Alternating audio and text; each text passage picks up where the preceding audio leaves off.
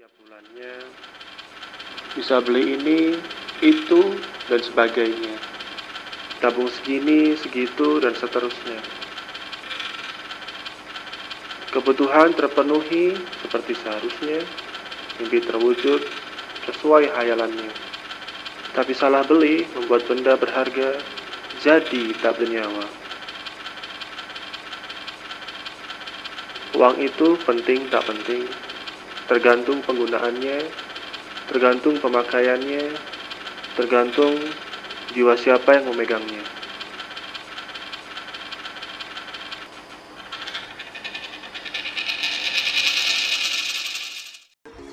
Assalamualaikum warahmatullahi wabarakatuh.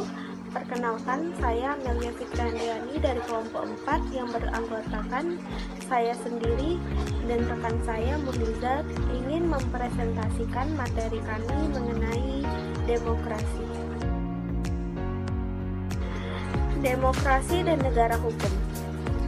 Demokrasi dan negara hukum adalah dua konsepsi mekanisme kekuasaan dalam menjalankan roda pemerintahan negara. Dua konsepsi mekanisme kekuasaan.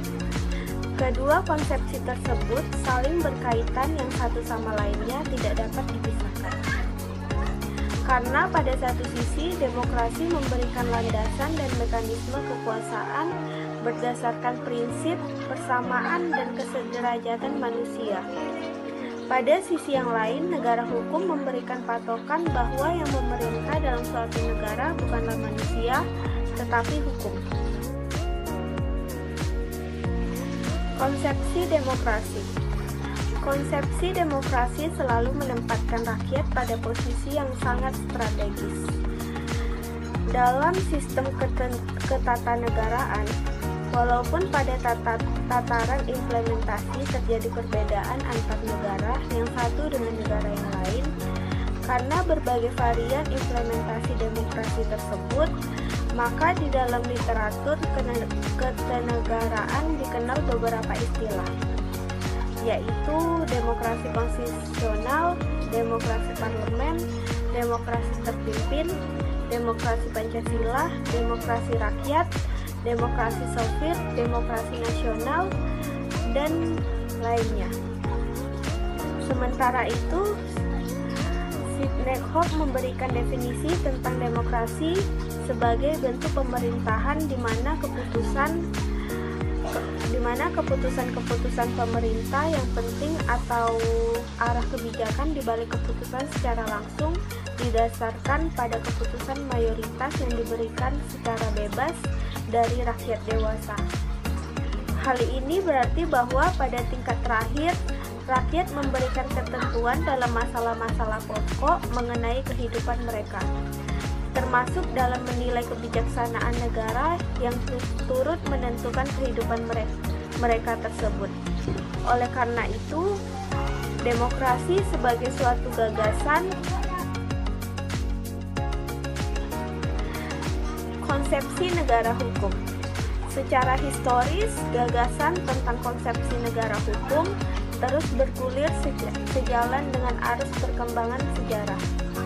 Mulai dari konsepsi negara hukum liberal ke negara hukum formal, kemudian menjadi negara hukum material, hingga pada ide negara kemakmuran atau negara yang mengabdi kepada kepentingan umum.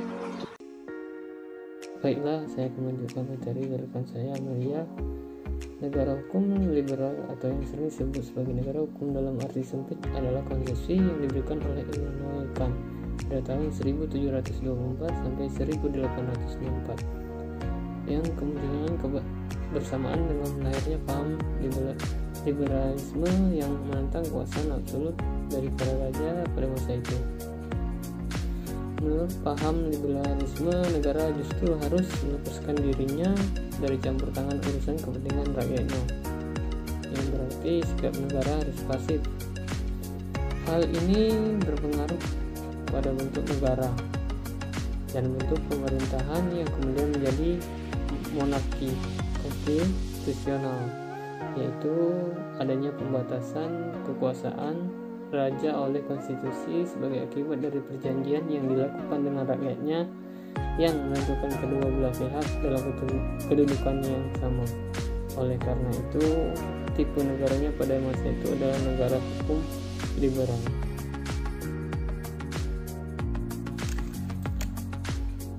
Dalam negara hukum liberal ini terdapat jaminan bahwa setiap warga negara mempunyai kedudukan hukum yang sama dan tidak boleh diperlakukan sewenang-wenang oleh penguasa. Maka untuk mencapai tujuan ini, negara harus mengadakan pemisahan kekuasaan yang masing-masing mempunyai kedudukan yang sama tinggi dan sama rendah. Tidak boleh saling mempengaruhi dan tidak boleh campur tangan satu sama lain. Sehingga untuk dapat disebut sebagai negara hukum, dalam tipe ini harus memiliki dua unsur pokok, yaitu perlindungan terhadap hak-hak asasi manusia dan pemisahan kekuasaan dalam negara. Selanjutnya, negara hukum demokratis, sintesisme demokrasi, dan negara hukum. Pada konsepsi demokrasi, di dalamnya terkandung prinsip-prinsip kedaulatan rakyat. Sedangkan di dalam konsepsi negara hukum terkandung prinsip-prinsip negara hukum, yang masing-masing prinsip dari kedua konsepsi tersebut dijalankan secara beriringan sebagai dua sisi dari satu mata uang. Paham negara hukum yang demikian dikenal dengan sebutan negara hukum yang demokratis atau dalam bentuk konstitusional demokrasi. Disebut sebagai negara hukum yang demokratis karena di dalamnya mengkombinasikan prinsip-prinsip negara hukum dan prinsip-prinsip demokrasi. Prinsip-prinsip negara hukum. Yang pertama adalah asas legalitas pembatasan kebebasan warga negara oleh pemerintah harus ditemukan dasarnya dalam undang-undang yang merupakan peraturan umum. Kemauan undang-undang itu harus memberikan jaminan terhadap warga negara dari tindakan pemerintah yang sewenang-wenang, kolusi, dan berbagai jenis tindakan yang tidak benar. Pelaksanaan wewenang oleh organ pemerintah harus dikembalikan dasarnya pada undang-undang tertulis, yakni undang-undang formal. Yang kedua, perlindungan hak-hak asasi manusia disebut HAM. Ketiga, keterikatan pemerintah pada hukum. Keempat, monopoli paksaan pemerintah untuk menjamin penegakan hukum. Dan yang kelima, pengawasan oleh hakim yang merdeka dalam hal organ pemerintah melaksanakan dan menegakkan aturan-aturan hukum. Prinsip-prinsip demokrasi. Pertama, perwakilan politik, kekuasaan politik tertinggi dalam suatu negara dan dalam masyarakat hukum yang lebih rendah diputuskan oleh badan perwakilan yang diisi melalui pemilihan umum. Kedua, pertanggungjawaban politik organ pemerintah dalam menjalankan fungsinya. Sedikit banyak tergantung secara politik, yaitu kepada lembaga perwakilan. Ketiga, pembicaraan kewenangan. Konsentrasi kekuasaan dalam masyarakat pada satu organ pemerintah adalah kesewenang-wenangan. Oleh karena itu, kewenangan badan-badan publik itu harus dipencarkan pada organ-organ yang berbeda. Keempat, pengawasan dan kontrol. Penyelenggaraan pemerintahan harus dapat dikontrol. Kelima, kejujuran dan terbuka untuk umum. Dan yang keenam, rakyat diberi kemungkinan untuk mengajukan keberatan. Lebih lanjut, Jimli Asisdiki menegaskan bahwa negara hukum yang berkembang pada sistem demokrasi pada pokoknya mengidealkan suatu mekanisme bahwa negara hukum itu haruslah demokratis dan negara demokratis itu haruslah didasarkan atas hukum. Menurutnya, dalam perspektif yang bersifat horizontal, gagasan demokrasi yang berdasarkan atas hukum atau konstitusional demokrasi mengandung 4 prinsip pokok, yaitu adanya jaminan, persamaan dan kesetaraan dalam kehidupan bersama. Kedua, pengakuan dan penghormatan terhadap perbedaan atau pluralitas. Ketiga, adanya aturan yang mengikat dan dijadikan sumber rujukan bersama. Dan yang terakhir, adanya mekanisme penyelesaian sengketa berdasarkan mekanisme aturan yang ditaati bersama dalam konteks kehidupan bernegara, di mana terkait pula dimensi-dimensi kekuasaan yang bersifat vertikal antara institusi negara dengan warga negara.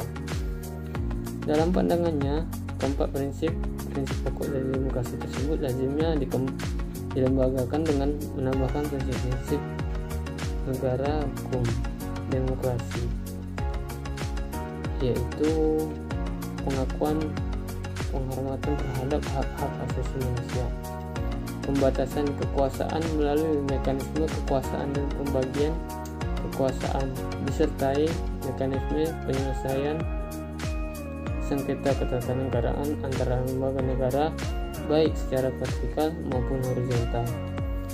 Adanya peradilan yang bersifat independen dan tidak memihak, dan kewajiban putusan yang tertinggi atas dasar keadilan dan kebenaran. Dibentuknya lembaga peradilan yang khusus untuk menjamin keadilan warga negara yang dirugikan akibat putusan atau kebijakan pemerintahan.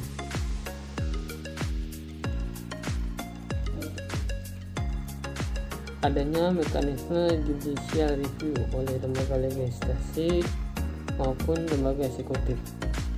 Dibuatnya konstitusi dan peraturan perundang-undangan yang mengatur jaminan-jaminan pelaksanaan prinsip-prinsip tersebut dan pengakuan terhadap asas legalitas atau due process of law dalam keseluruhan sistem penyelenggaraan negara.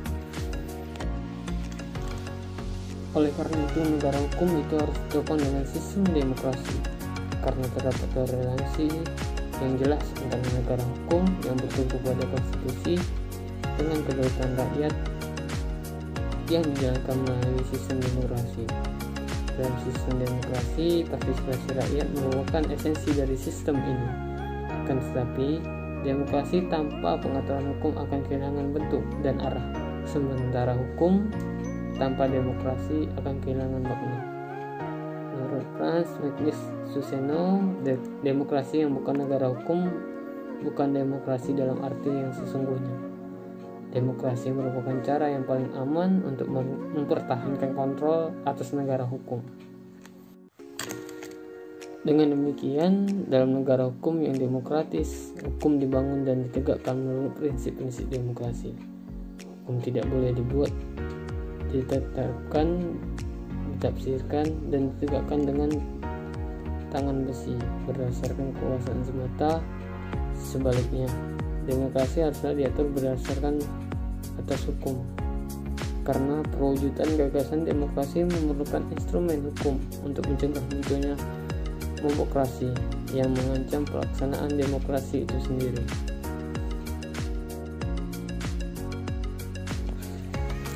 Selanjutnya, negara hukum Indonesia yang demokratis.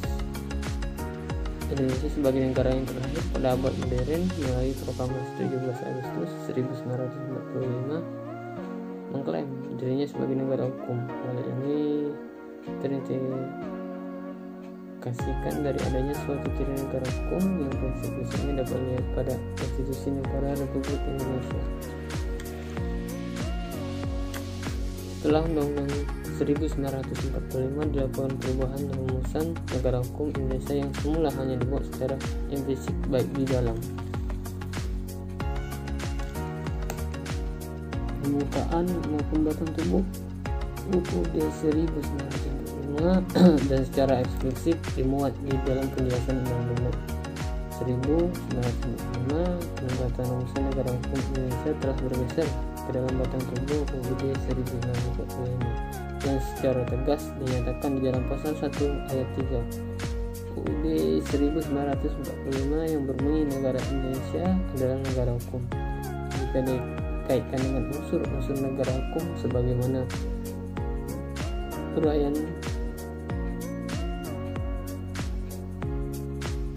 ditemukan pengaturan unsur-unsur negara hukum dalam batang tubuh Undang-Undang Dasar 1945 sudah memberikan.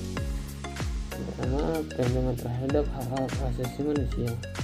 Kedua, pemisahan atau pembagian kekuasaan. Ketiga, pemerintahan berdasarkan undang-undang. Dan yang keempat, peradilan administrasi yang berdiri sendiri. Dengan demikian, dalam sistem konstitusi negara Indonesia, cita negara hukum menjadi bagian yang terpisahkan dari perkembangan gagasan kenegaraan Indonesia sejak kemerdekaan. Meskipun dalam pasal-pasal Undang-Undang 1945 sebelum perubahan, ide negara hukum itu tidak dirumuskan secara eksplisit, tetapi dalam penjelasan ditegaskan bahwa Indonesia mengenai ide res texta, bukan lex texta. Sementara dalam konstitusi RIS tahun 1949, ide negara hukum itu bahkan tegas dicantumkan. Demikian pula dalam UUD 1950 kembali rumusan bahwa Indonesia adalah negara hukum dicantumkan dengan tegas. Bahkan dalam perubahan ketiga pada tahun 2001 pembukaan Undang-Undang Dasar Negara Republik Indonesia tahun 1945. Ketentuan mengenai negara hukum ini kembali dicantumkan secara tegas dalam pasal 1 ayat 3 yang berbunyi negara Indonesia adalah negara hukum.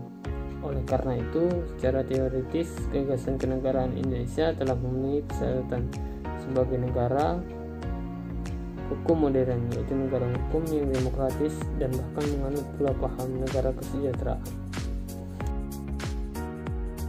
Terakhir, negara hukum itu harus ditopang dengan sistem demokrasi karena terdapat korelasi yang jelas antara negara hukum yang bertumpu pada konstitusi dengan kedaulatan rakyat yang dijalankan melalui sistem demokrasi.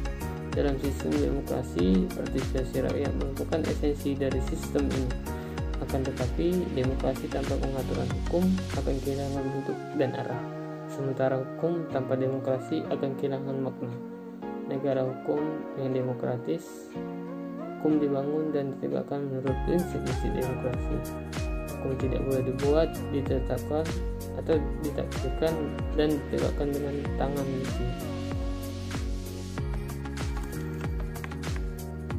Baiklah, itulah persentase dari kami kelompok 4 tentang demokrasi dan negara hukum. Kurang lebihnya saya dan rekan saya Amelia mohon maaf. Saya akhiri. Wabillahi taufiq wal hidayah. Wassalamualaikum